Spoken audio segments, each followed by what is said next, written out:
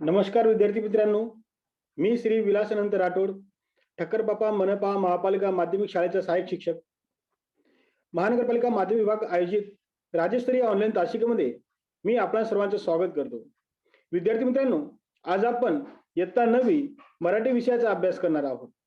त्या मराठी विषयामध्ये जो चौथा विभाग आहे, प्रश्न चौथा, विभाग चौथा, जो आपल्याला व्याकरणाचा विचारला जातो आणि या व्याकरणामध्ये आपल्याला 16 मार्कांचा आहे आणि 16 मार्कांचा प्रश्न त्यामध्ये आपल्याला 2 प्रश्न विचारले जातात. त्यामध्ये 2 विभाग आहेत, प्रश्न चौथा अ आणि प्रश्न चौथा आ. आणि प्रश्न चौथा अ हा 8 मार्कांचा आहे आणि प्रश्न चौथा आ सुद्धा आपल्याला 8 मार्कांचा विचारला जातो. असा आपल्याला एकूण प्रश्न चौथा हा 16 मार्कांचा आहे. त्यामध्ये पहिला जो विभाग आहे प्रश्न चौथा मध्ये, तो म्हणजे व्याकरण कृती आणि दुसरा विभाग म्हणजे भाषिक कृती. तर विद्यार्थी मित्रांनो, आज आपण व्याकरणाचा जो पहिला विभाग आहे त्या पहिल्या विभागाविषयी सविस्तर अभ्यास करना आहोत. विद्यार्थी मित्रों, हमें मराठी विषय में व्याकरण जो है, ये व्याकरण 16 मार्क्स के लिए पूछा जाता है और व्याकरण का जो सवाल है, ये सवाल प्रश्न चौथा पूछा जाता है. और व्याकरण में 2 भाग है, एक व्याकरण कृति और एक भाषिक घटक. व्याकरण कृति हमें 8 मार्क्स के लिए पूछी जाती है और भाषिक कृति हमें 8 मार्क्स के लिए पूछी जाती है. ऐसे 16 मार्क्स का प्रश्न है. तो विद्यार्थी मित्रों, आज हम यही 16 मार्क्स के प्रश्न के बारे में पूरी तरह से जानकारी लेने वाले हैं.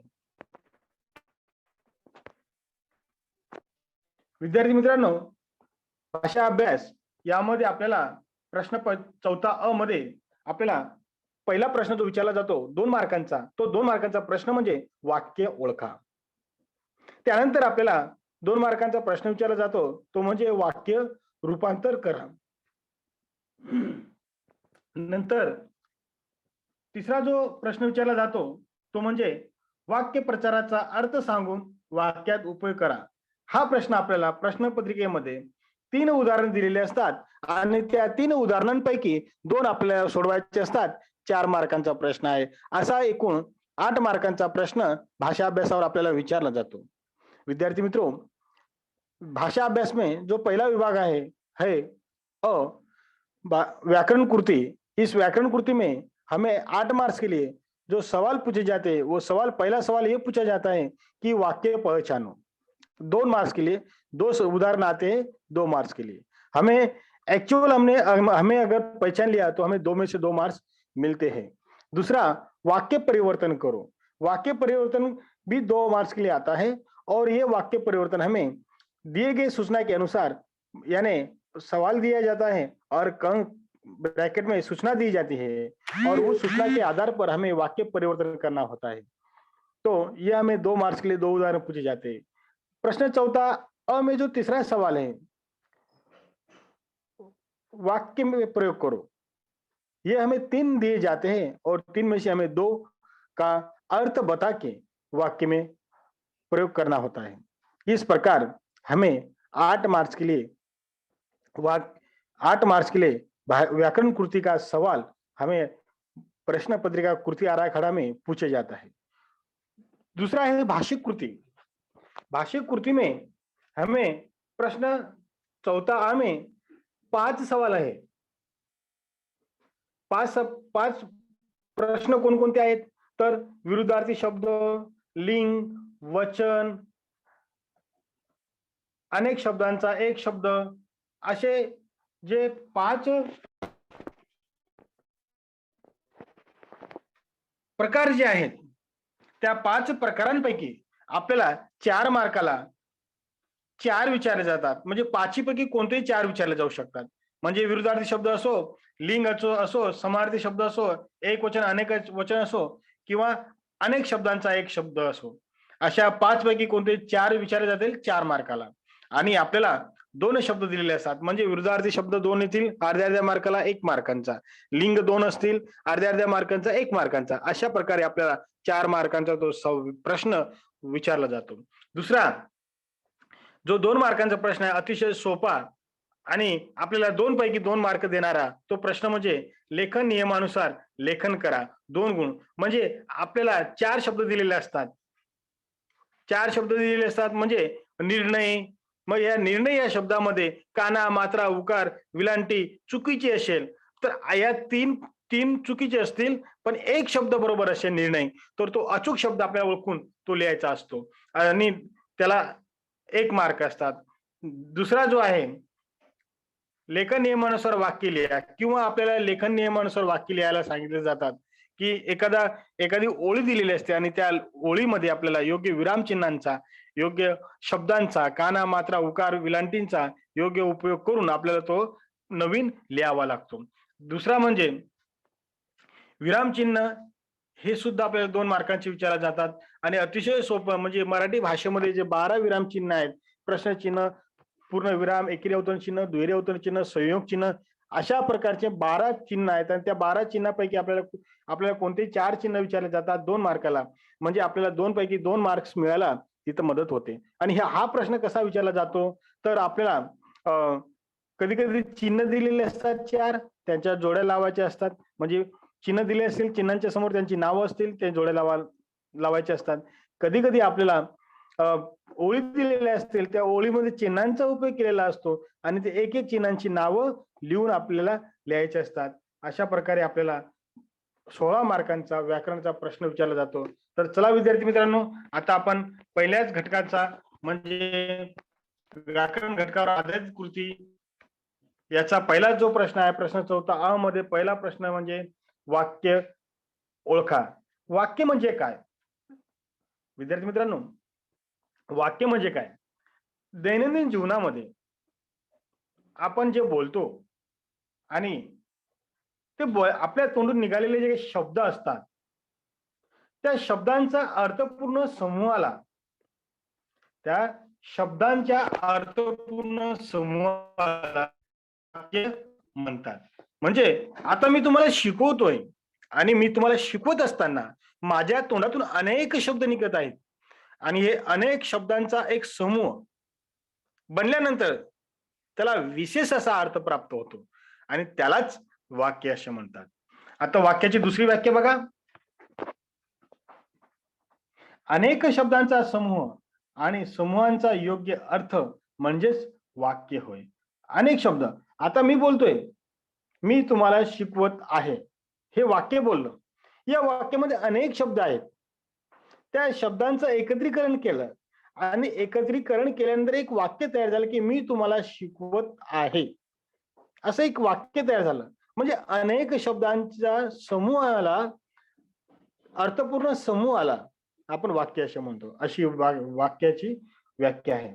म्हणजे इथं आपण उदाहरण दिलं आहे, की विमान प्रवास सगळ्यांना आवडतो. इथं उदाहरण आहे, विमान प्रवास सगळ्यांना आवडतो. आता बघा याच्यामध्ये शब्द काय? विमान हे 3 शब्द आहे. प्रवास 3 शब्द आहे. सगळ्यांना 4 शब्द आहे. आवडतो 4 शब्द आहे. म्हणजे हे जे शब्द आहेत, या शब्दांना एकत्र केलं आणि एकत्र केल्याने विमान प्रवास सगळ्यांना आवडतो. विमान प्रवास सगळ्यांना आवडतो. अशी आपण 4 वाक्य एकत्र केल्यानंतर, 4 शब्द एकत्र केल्यानंतर त्या 4 शब्दांचा एक वाक्य बनतो आणि तो अर्थपूर्ण वाक्याच्या समूहाला आपण वाक्य असे म्हणतो. विद्यार्थी मित्रों, हमें जो पहला सवाल पूछने वाले हैं, वाक्य पहचानो, तो वाक्य यानी क्या?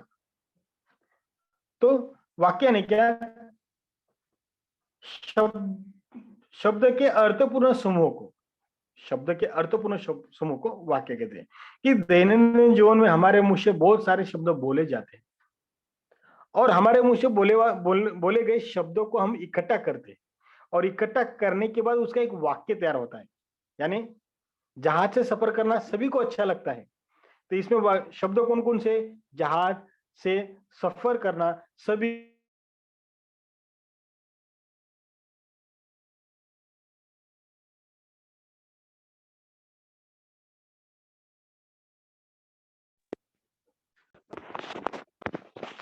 5-6 शब्द का एक वाक्य बना और इस वाक्य का एक अर्थ प्राप्त हुआ और उसको क्या कहते हैं? वाक्य कहते हैं। दूसरा, बहुत सारे शब्दों के समूह को और उस समूह का योग्य अर्थ, इसी को वाक्य कहते हैं। यानी बहुत सारे शब्द होते हैं, वो शब्द सभी इकट्ठा किए जाते हैं और इकट्ठा होने के बाद एक वाक्य बोला जाता है और उस वाक्य को विशेष ऐसा अर्थ प्राप्त होता है, इसी को वाक्य कहते हैं। जैसे कि जहाज से सफर करना सभी को अच्छा लगता है, तो इसमें 4-5 शब्द है और ये सभी शब्दों को इकट्ठा किया गया और इकट्ठा करने के बाद इसका एक समूह बनाया गया और उस समूह को विशेष ऐसा अर्थ प्राप्त हुआ। एक वाक्य को एक अर्थ प्राप्त होता है और उसी को क्या कहते हैं? वाक्य कहते हैं। आता वाक्याचा प्रकार, वाक्याचे प्रकार 4 आहेत आपल्याला परीक्षेमध्ये। वाक्याचे 4 प्रकार आहेत, विधानार्थी वाक्य, या विधानार्थी वाक्याचे नकारार्थी वाक्य आणि होकारार्थी वाक्य, हे 2 प्रकार आहेत।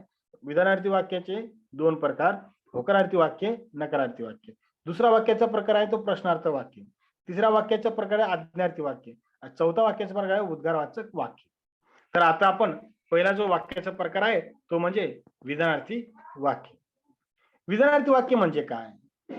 विधानार्थी वाक्य केवळ विधाने, स्टेटमेंट केलेले असतात, म्हणून या वाक्यांना विधानार्थी वाक्य असे म्हणतात। विधानार्थी वाक्याने विधानार्थी वाक्य म्हणजे काय की आपण जेव्हा बोलतो, बोललेली व्यक्ती फक्त बोलते, स्टेटमेंट देते, सांगते, बोलते, स्टेटमेंट देते, सांगते, कोणत्याही प्रकारच्या उत्तराची अपेक्षा नसते, कोणत्याही प्रकारची समोरची व्यक्ती त्याला उत्तर देईल अशा कोणत्याही प्रकारची अपेक्षा नसते, अशा वाक्याला विधानार्थी वाक्य असे म्हणतात। विधानार्थी वाक्य यानी क्या? विधानार्थी वाक्य कि जो बोलने वाली व्यक्ति है वो खाली बोलता है, सामने वाला खाली सुनता है, बोलने वाली व्यक्ति बोलता है, स्टेटमेंट देता है, सामने वाला खाली सुनता है, ऐसे वाक्य को विधानार्थी वाक्य कहते हैं। यानी उदाहरणार्थ म्हणजे काय? समीर दररोज शाळेत जातो, हे उदाहरण आहे। समीर दररोज शाळेत जातो। आता मी हे वाक्य बोललेलं आहे, समीर दररोज शाळेत जातो, तुम्ही ऐकतायत मला। मी जेव्हा बोललो की समीर दररोज शाळेत जातो, तुम्ही ऐकतायत, ऐकल्यानंतर तुम्ही मला कोणत्याही प्रकारची उत्तर दिलेलं नाही की कधी जातो, केव्हा जातो, कोणत्या दिवशी जातो, अशा कोणत्याही प्रकारचं तुम्ही मला उत्तर दिलेलं नाही। फक्त मी तुम्हाला सांगतोय, स्टेटमेंट देतोय की समीर दररोज शाळेत जातो, तुम्ही ऐकतायत, अशा वाक्याला विधानार्थी वाक्य असे म्हणतात। विधानार्थी वाक्य यानी क्या कि बोलने वाली व्यक्ति बोलता है, स्टेटमेंट दिया जाता है, किसी प्रकार की उसको जवाब की उम्मीद नहीं रहती। जैसे कि समीर हर दिन स्कूल में जाता है, समीर हर दिन स्कूल में जाता है, तो मैं बोल रहा हूं, आपको बता रहा हूं कि समीर हर दिन स्कूल में जाता है, आप सुन रहे हो लेकिन आप मुझे किसी प्रकार का जवाब नहीं दे रहे हो। मैं आपको बोल रहा हूं, खाली आप सुन रहे हो, मैं स्टेटमेंट दे रहा हूं, लेकिन मुझे आपसे जवाब की उम्मीद नहीं है कि समीर कितने बजे जाने वाले, कब जाने वाले, कौन से दिन जाने वाले, ऐसे किसी प्रकार की जवाब की मुझे उम्मीद नहीं है। ऐसे वाक्य को विधानार्थी वाक्य कहते हैं। दूसरा, मी नियमित व्यायाम करतो, हे उदाहरण मी तुम्हाला वाक्य सांगतोय की मी नियमित व्यायाम करतो। आता मी व्यायाम करतो की नाही करतो, कोणत्या वेळेस करतो, काय करतो, हे तुम्हाला माहित आहे का? मी फक्त तुम्हाला सांगितलं की मी नियमित व्यायाम करतो, तुम्ही ऐकताय, तुम्ही मला कोणते प्रश्न विचारले नाही, मला तुमच्या प्रश्नाची मला अपेक्षा नाही उत्तराची, फक्त मी सांगतो, मी स्टेटमेंट देतोय, अशा साध्या वाक्याला विधानार्थी वाक्य असे म्हणतात। आणि विधानार्थी वाक्याच्या शेवटी फुल स्टॉप असतो।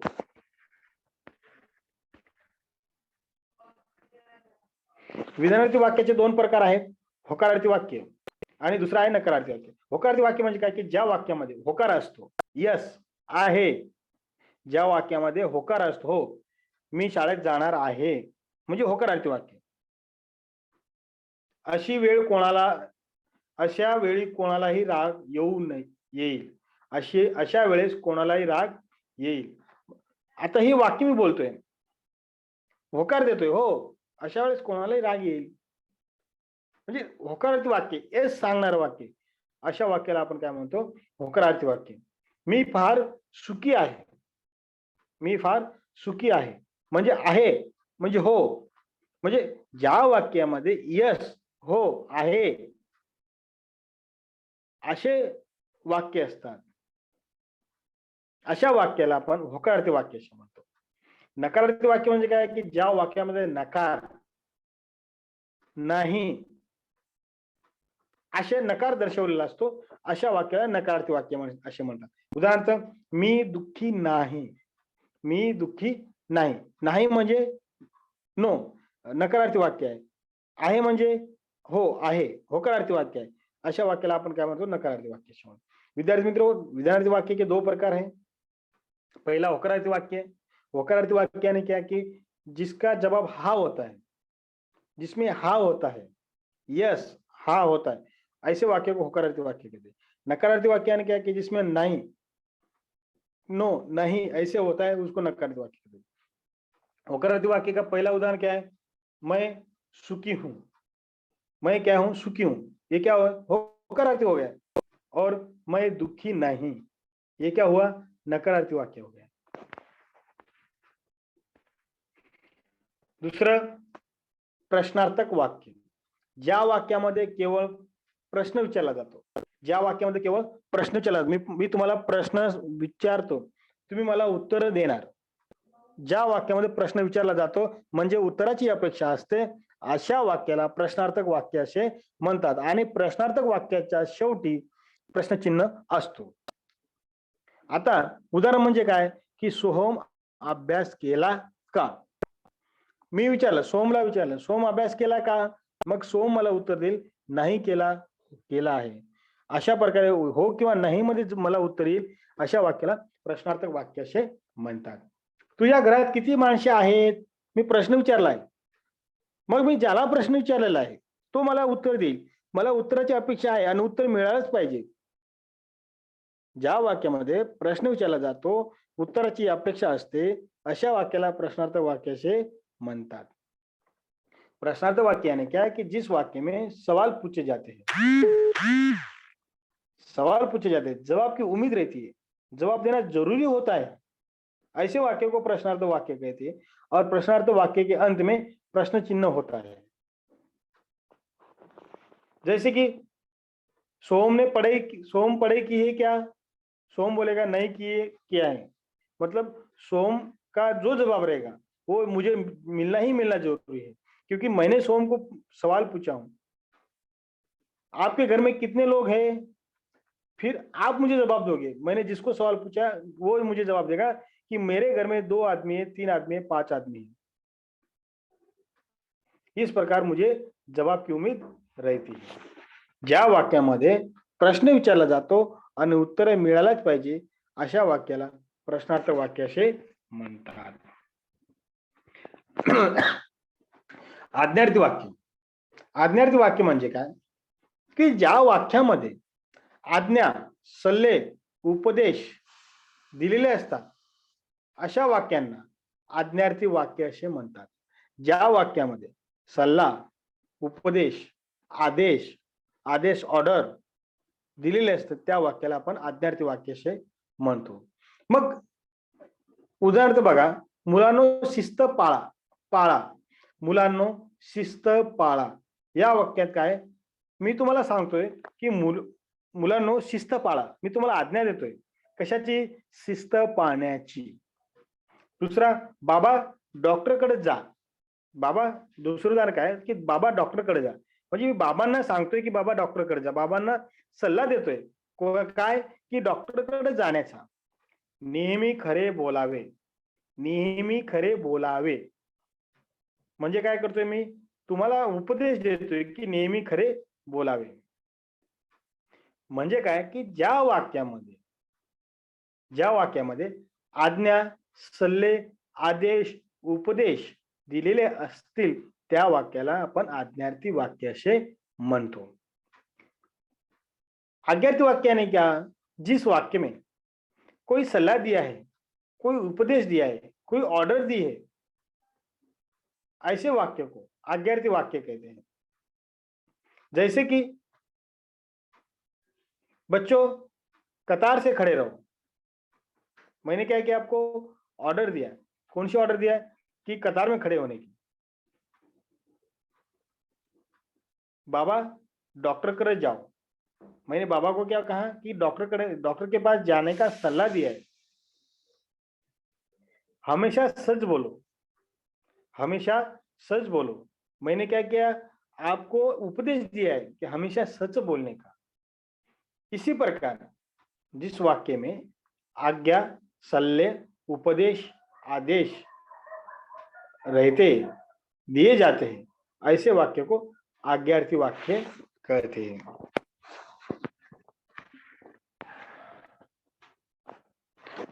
चौथा जो प्रकार आहे तो चौथा प्रकार म्हणजे उद्गारार्थी वाक्य। आता उद्गारार्थी वाक्य म्हणजे काय? ज्या वाक्यामध्ये आपल्या मनातील भावना, या उद्गारार्थी वाक्याला भावना व्यक्त करणारे वाक्य सुद्धा म्हणतात। आणि उद्गारार्थी वाक्याचं चिन्ह लक्षात ठेवा की एक्सक्लेमेटरी सेंटेन्स, उभी रेषा खाली बिंदू। ज्या वाक्यामध्ये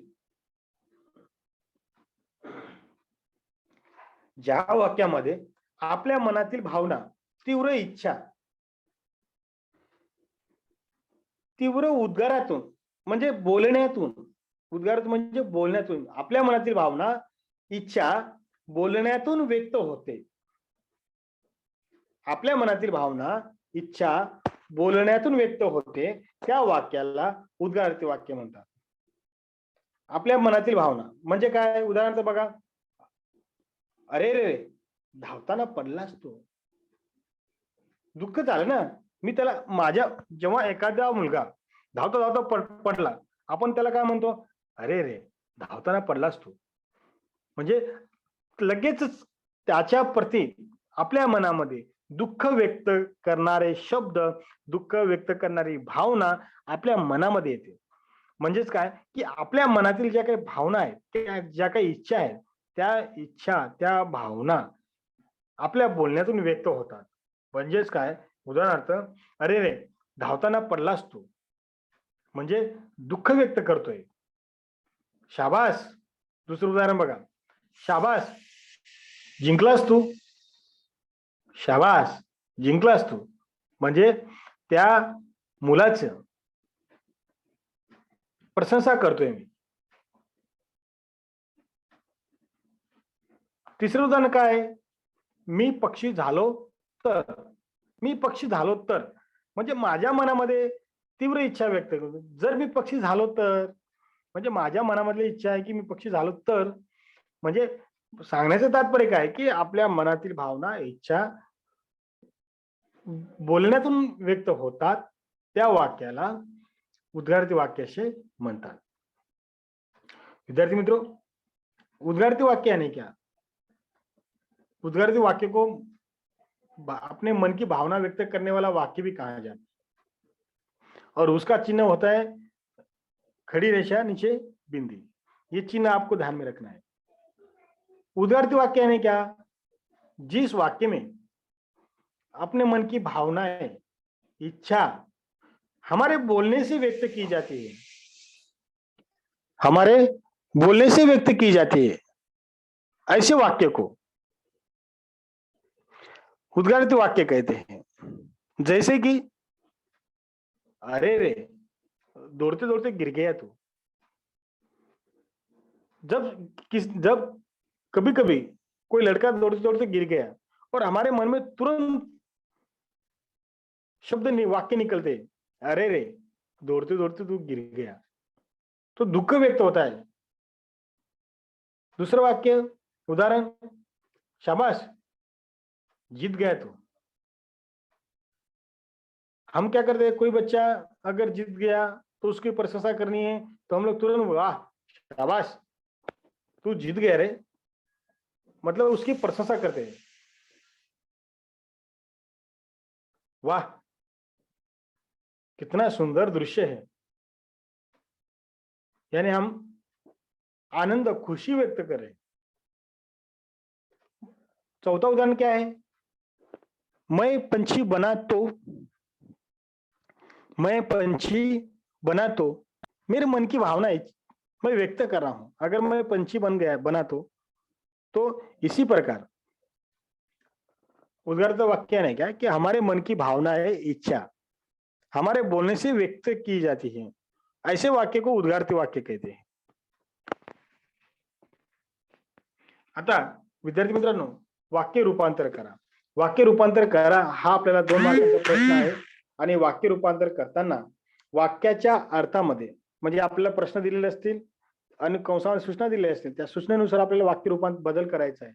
आणि या वाक्य बदल करत असताना वाक्याच्या अर्थात अर्थ बदलता कामा नये, म्हणजे अर्थ बदलू नये, फक्त त्याच्या रचनेत बदल केला पाहिजे.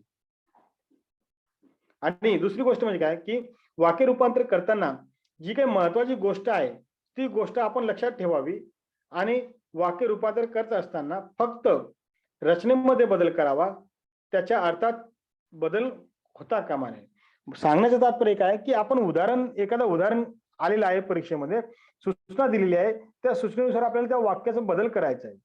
पण बदल करायचा आहे, पण बदल कुठं करायचा आहे? फक्त त्या वाक्याच्या रचनेमध्ये.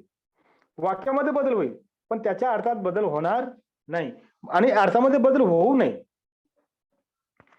वाक्य परिवर्तन करते समय क्या करना है कि आपको वाक्य दिया जाएगा और सूचना दी जाएगी कि इस प्रकार वाक्य बनाओ. तो इस समय एक बात ध्यान रखनी कि वाक्य के अर्थ में बदल होना नहीं चाहिए, अर्थ बदलना नहीं चाहिए, खाली वाक्य का जो रचना है, वाक्य की रचना जो है उस रचना में खाली बदल होना चाहिए.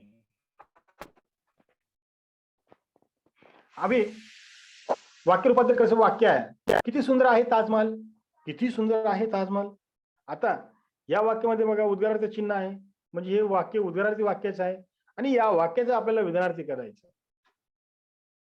मग एक लक्षात ठेवायचं, जेव्हा उद्गारार्थी वाक्याचं विधानार्थी वाक्य करत असताना एक लक्षात ठेवायचं, जेव्हा किती शब्द येईल, एक सोपी टेक्निक आहे, जेव्हा किती शब्द येईल तिथं खूप लिहायचं आणि वाक्य लिहायचं, बदल करायचा.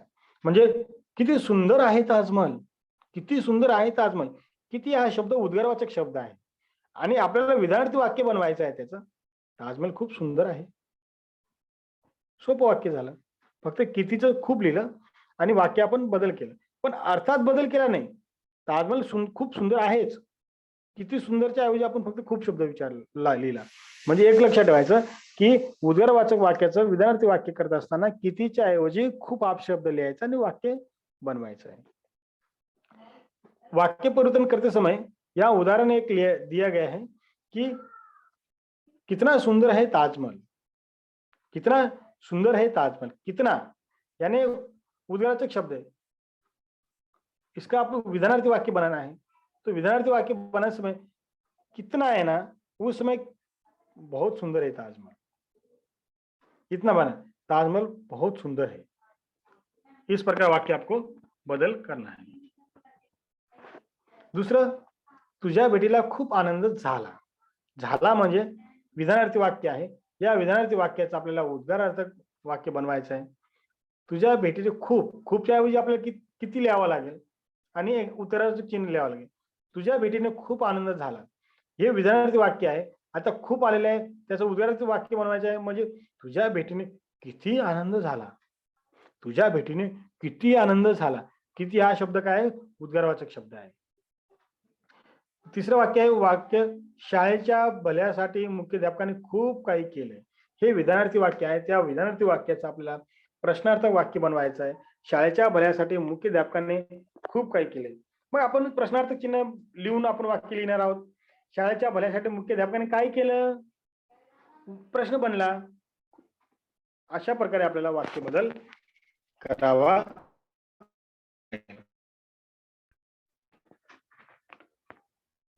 नंतर रोज व्यायाम करा, रोज व्यायाम करा. वाक्याचा प्रकार आहे विधानार्थी वाक्य. आपल्याला त्याचं आज्ञार्थी वाक्य बनवायचं आहे. आज्ञार्थी वाक्य आपल्याला सल्ले उपदेश द्यावा लागेल. मग या वाक्यामध्ये आपण काय करणार, रोज व्यायाम कर, सल्ला द्यावा लागेल. पांढरा रंग कोणाला आवडत नाही, प्रश्नचिन्ह आहे. त्या वाक्याचं आपल्याला विधानार्थी वाक्य बनवावं लागेल. पांढरा रंग सर्वांना आवडतो. अशा प्रकारे आपल्याला वाक्य बदल करावा लागेल.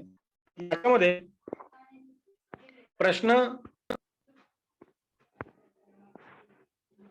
चौथा तिसऱ्यामध्ये वाक्य प्रचाराचा अर्थ सांगून वाक्यात उपयोग करा. प्रश्न आपल्याला परीक्षेमध्ये 3 वाक्य दिलेले असतील, त्या 3 वाक्यांपैकी 2 वाक्यांचा आपल्याला अर्थ सांगून वाक्यात उपयोग करायचा असतो. एकाला 2 मार्क असतात. म्हणजे अर्थ लिहिला तर तुम्ही 1 मार्क मिळणार आणि वाक्यात उपयोग केला तर 1 मार्क मिळणार. तर आपल्याला 2 वाक्य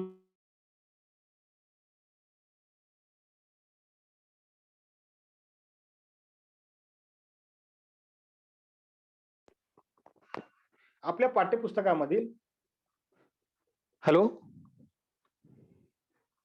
आपल्या पाठ्यपुस्तकामधील आपल्याला जे काही वाक्य प्रचार आलेले आहेत ते सगळं आपल्याला लक्षात ठेवावं लागेल आणि ते आपल्याला पाठ करून घ्यावं लागेल.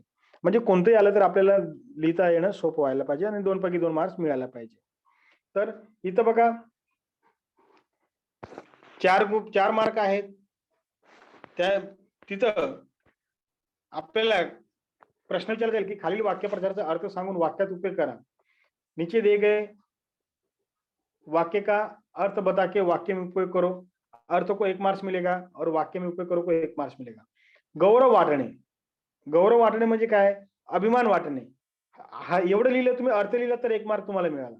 मग सुनीताबाई यांनी मला शाल द्यावी हा मला मोठा गर्वच वाटला. त्याचा वाक्यात उपयोग कसा केला की सुनीताबाई यांनी मला शाल द्यावी हा मला मोठा गौरवच वाटला.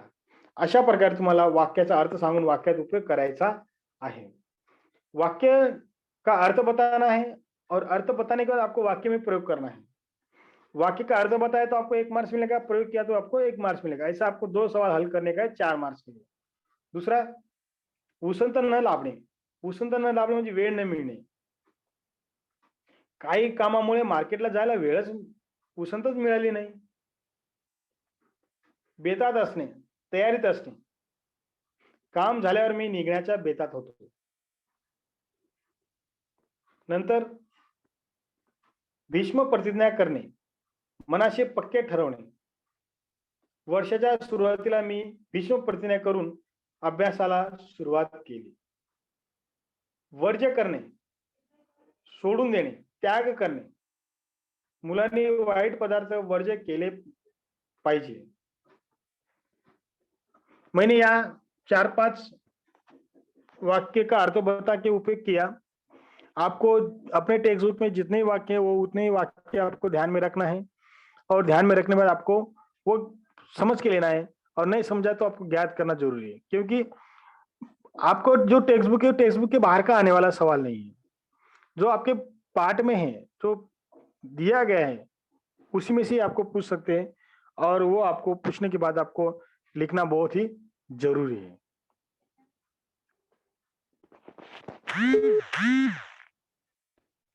आपको ये सवाल दुसऱ्या प्रकार से पूछा जा सकता है. हा प्रश्न तुम्हाला दुसऱ्या प्रकारे सुद्धा विचारला जाऊ शकतो. तुम्हाला प्रश्नामध्ये वरती त्यांचा अर्थ दिलेला असेल, खाली तुम्हाला वाक्य दिलेले असतील. मग ते वाक्य वाचायचं आहे आणि त्या वाक्याची जोडी लावायची. म्हणजे इथं बघा कंसामध्ये दिलेले आनंद गगनात न मावणे, हेव वाटणे, खुणगाट बांधणे, नाव उज्ज्वल करणे. आता इथं 4 वाक्य दिलेले आहे, 4 तुम्हाला दिलेलं आहे. मग इथं खाली मोठे वाक्य दिले की मोठे झाल्यावर रुग्णाची सेवा करण्यासाठी मी नर्स होण्याचे मनाशी निश्चित केले. निश्चित करणे म्हणजे खुणगाट बांधणे. मग हे वाक्य लिहिल्यानंतर त्याच्यासमोर तुम्हाला त्याचा अर्थ लिहावा लागेल, खुणगाट बांधणे. दुसरं काय, दारात अचानक मामा मामीना बघून सर्वांना खूप आनंद झाला. खूप आनंद होणे म्हणजे आनंद गगनात न मावणे. याचा आपल्याला हे वाक्य आहेत आणि या वाक्याचा आपल्याला शब्द आनंद गगनात न मावणे याच्याशी आपली जोडी लावावी लागेल.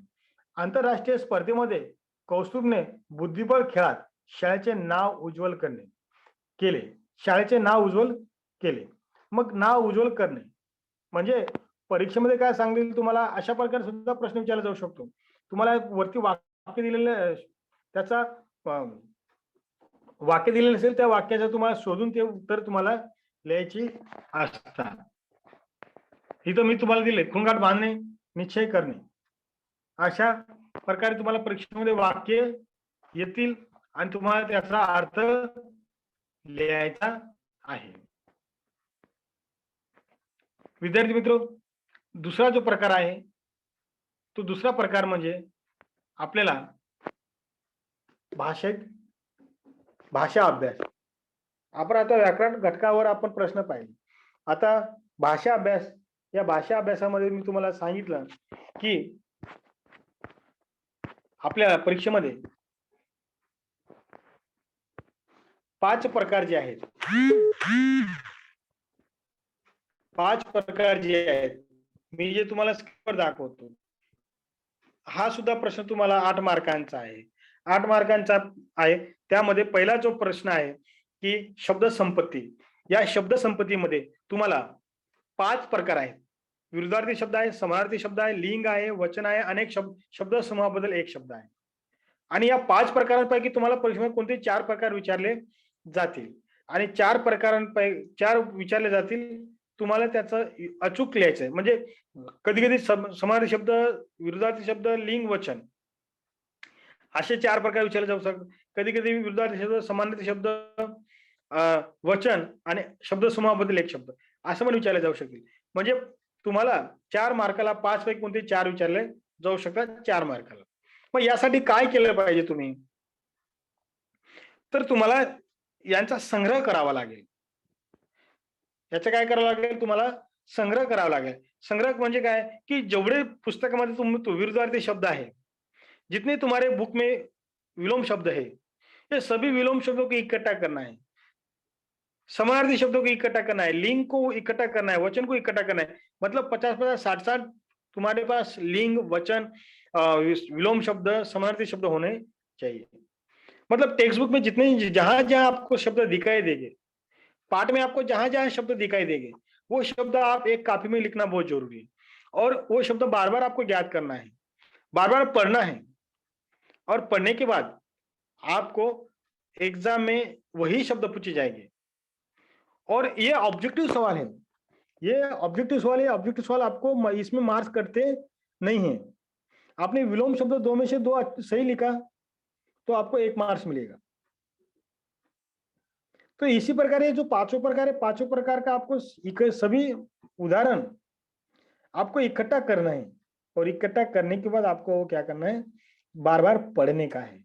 मतलब आपको 4 में से 4 मार्क्स मिलने में आसान हो जाएगी. दूसरा, लेखन नियमानुसार लेखन करने. लेखन नियमानुसार लेखन करने यानी कि आप लोग लिखते समय काना, मात्रा, उकार, विलांटी वाले ऐसे 4 शब्द आएंगे. 4 शब्दों में से जो सही शब्द है उसको चुन के आपको लिखना है.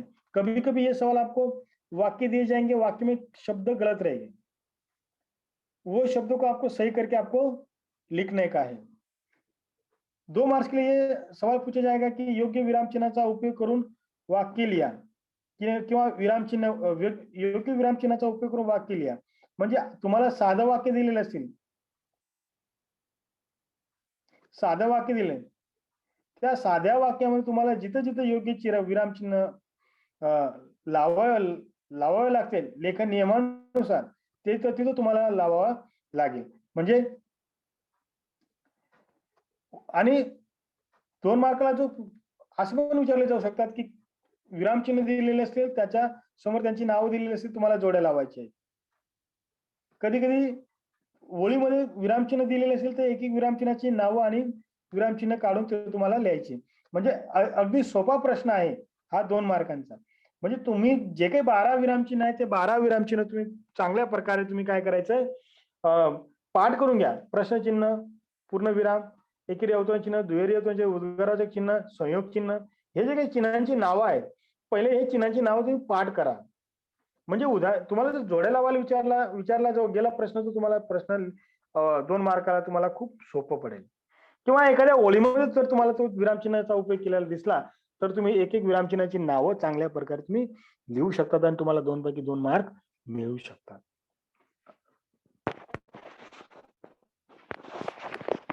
अशा प्रकारे आज आपण व्याकरणाचा जो भाग आहे 16 मार्कांचा जो प्रश्न आहे त्या 16 मार्कांच्या प्रश्नावर आपण सविस्तर चर्चा केली आणि यावर कोणाला काही समस्या असेल ते विचारू शकतात. कोणाला काही समजलं नसेल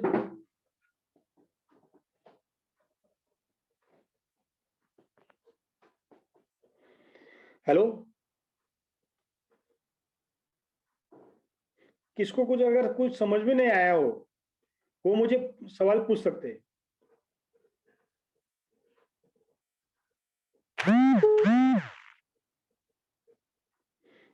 हेलो,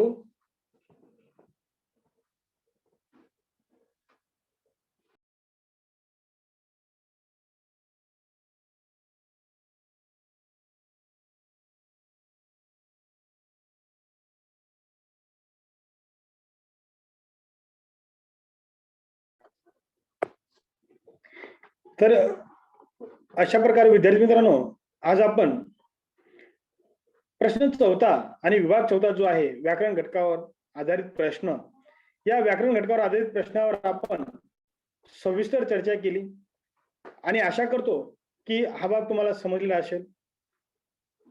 धन्यवाद.